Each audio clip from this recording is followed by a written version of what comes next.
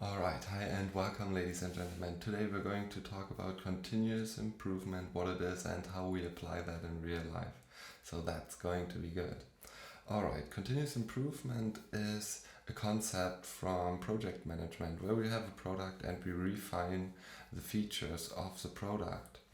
And if we have a look at it, then it consists of basically four phases: the plan phase, the do phase, the check phase, and the act phase. Alright, in the first phase, we plan our new feature, we have a look at what we can improve, and we make a plan how we can achieve that. In the do phase, we actually implement this new feature, and in the check phase, we have a look at our whole product and does a newly introduced feature make sense and is this beneficial for our project? And in our act phase, we act given on that. Either we think about what we can further improve and do the cycle again, or we throw the newly introduced feature away and maybe do something else by then. Alright, so in real life, it is kind of similar. Let's have a look at an example, reading for example. When we want to get into reading, the habit of reading, then we can say, okay, we read on Saturday evening, for example, for an hour. So we plan this, we actually do it, and then, we have a look. Did it work out or did it not work out? Okay, let's assume it worked really good. And we were able to do it for a month, for example. So we figured that we have some time on Wednesday lunchtime, for example, like a few minutes where we could read.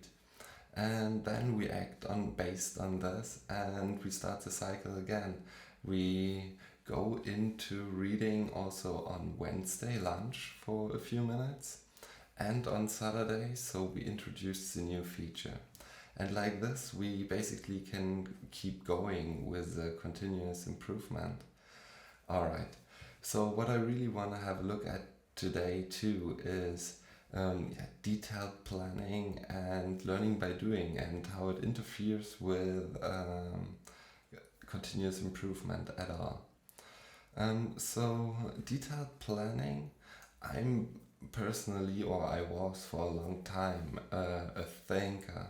Whenever I wanted to start a project, I was at first thinking about all the individual steps that I had to do. And often I got lost in my thoughts because the deeper you get into such a project or whatever you want to do, a goal or something like that, then the thoughts start to grow exponentially.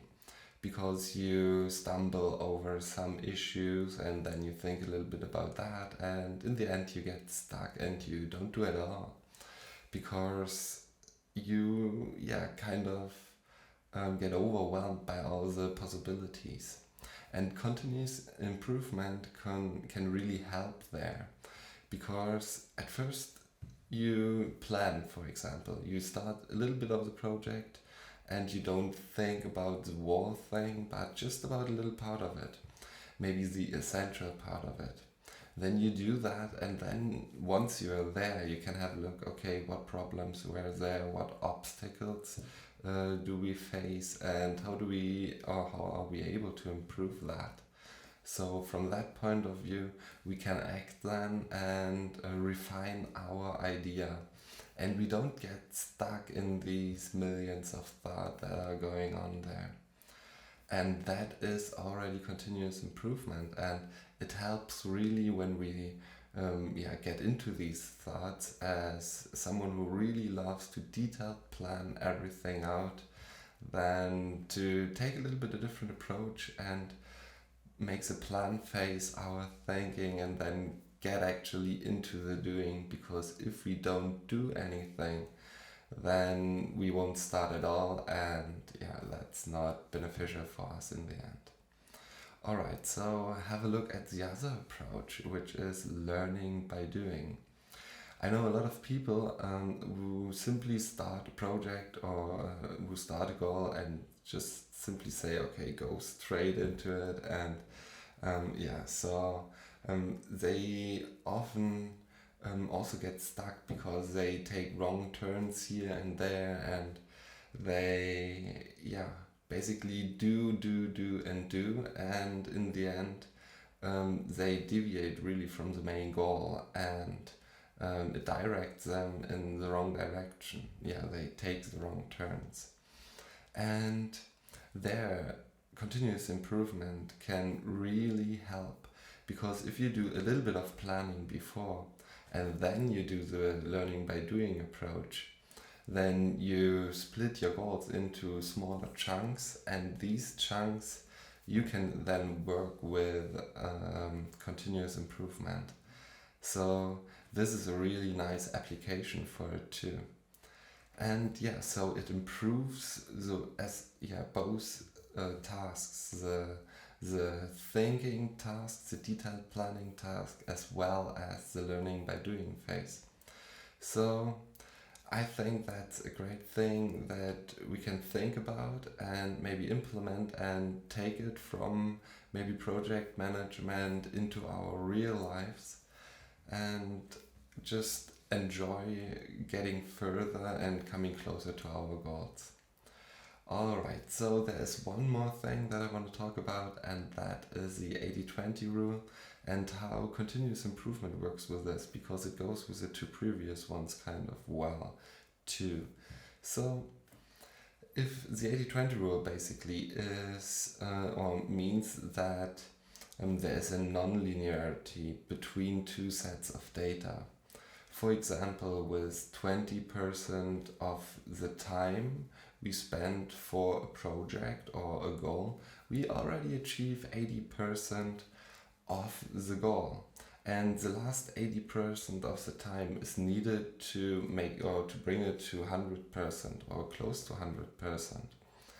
And often another approach than really putting these 80% of the time into the last 20% is better by taking like small chunks in the planning phase of continuous improvement, and then plan the little details.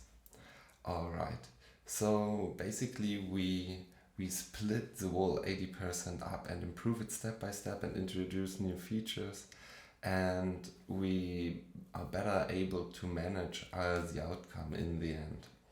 And that results in a really good overall result and an achievement.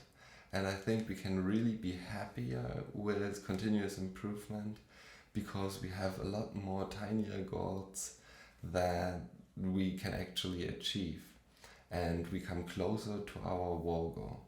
Alright, so that helps us also in habits. If you want to have a look at habits, I made a video about that already. You can look here.